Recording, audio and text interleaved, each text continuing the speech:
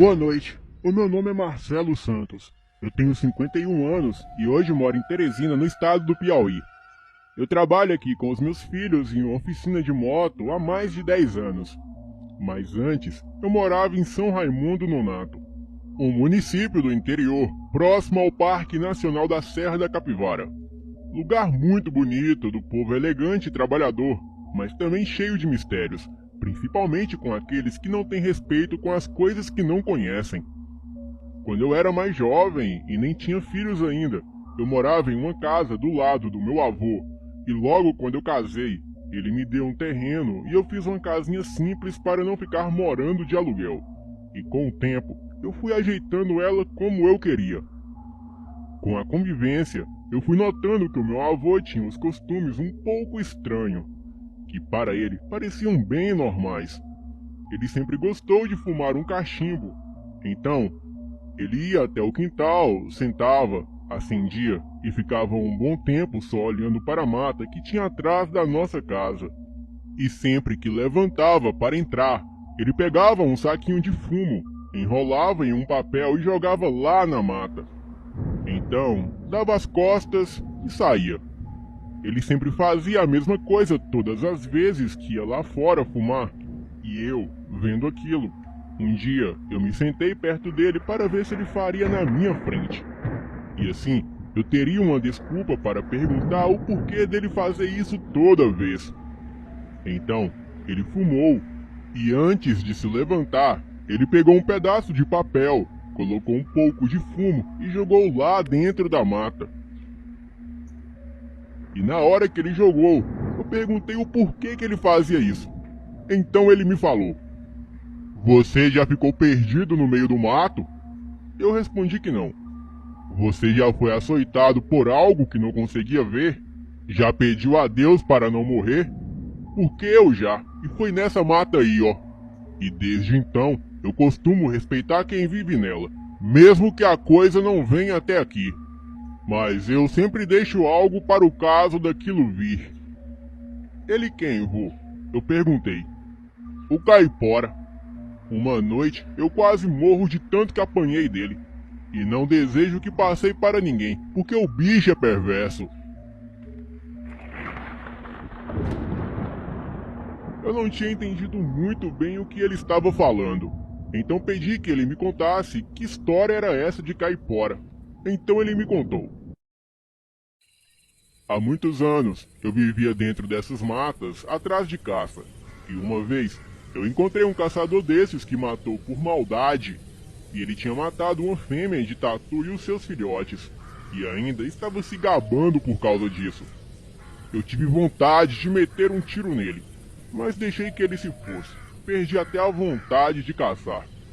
Então, quando estava voltando para casa, eu encontrei os tatus que o homem tinha matado e eles estavam ali jogados no chão.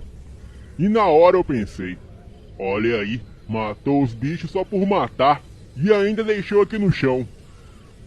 Eu olhei em volta para ver se o via, e quando vi, ele estava correndo na minha direção e gritando que eu corresse também. Na hora, eu pensei que tinha uma onça atrás dele, então comecei a correr.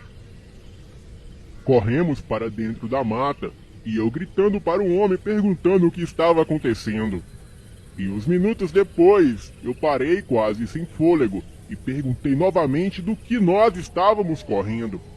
Então ele respondeu: "Tinha uma onça atrás de mim." "Mas você viu ela?" eu perguntei. "Não," respondeu o homem. "Mas eu escutei ela rosnar." Eu olhei com uma raiva sem tamanho para o homem e comecei a voltar para casa. Porém, um rosnado mais à frente me fez parar na hora. Tinha um grande animal escondido ali com toda certeza. Então comecei a me afastar para dar a volta, só que o rosnado continuava. E o problema é que nós não vimos que animal estava fazendo aquilo. Eu comecei a andar para a minha esquerda, sempre me afastando do rosnado. Só que um assobio alto começou na mata. Não dava para saber de onde vinha, pois o som parecia estar por toda parte. E sem perceber, eu fui entrando cada vez mais na mata e me afastando da trilha que me levaria para casa. A noite foi chegando. O homem e eu ainda estávamos tentando achar o caminho de volta, e sempre seguidos por aquele maldito assobio que estava nos deixando surdo. E foi quando eu senti que algo me deu como se fosse uma chicotada bem nas pernas. Eu caí no chão com a pancada, e as minhas pernas ardiam com a força do golpe. O homem que estava comigo nem teve como me ajudar, e já levou uma bem nas costas. E foi aí que começou o terror. Nós estávamos apanhando de algo que nem conseguíamos ver. Só escutávamos os passos correndo à nossa volta e as pancadas logo em seguida. Uma hora, os passos estavam no chão e outra parecia que estava pulando nos galhos das árvores. E de lá pra cá, sempre com aquele assobio dos infernos. Começamos a correr para salvar as nossas vidas e o homem que estava comigo falou: "É o caipora, com certeza." Ele então soltou tudo que estava carregando e me mandou fazer o mesmo. Então eu deixei tudo lá. A minha arma, faca, água e um pouco de comida e fumo que eu sempre levava. E quando eu soltei tudo, o assobio foi ficando mais longe e mais longe, até que conseguimos achar o caminho de volta. E eu, graças a Deus, consegui chegar em casa. E quando a sua avó me viu, ela tomou um susto que quase passou mal. As minhas roupas estavam todas rasgadas, e a pele, onde eu tinha recebido as pancadas, estava toda inchada e bem avermelhada. Eu fiquei dias deitado para me recuperar, e até febre me deu por conta das pancadas. Mas eu consegui ficar bem.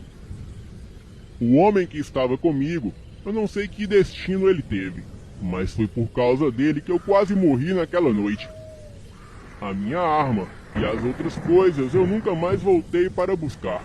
E toda vez que fico perto dessa mata, eu deixo um fumo e respeito o espírito que vive aí e que quase me matou.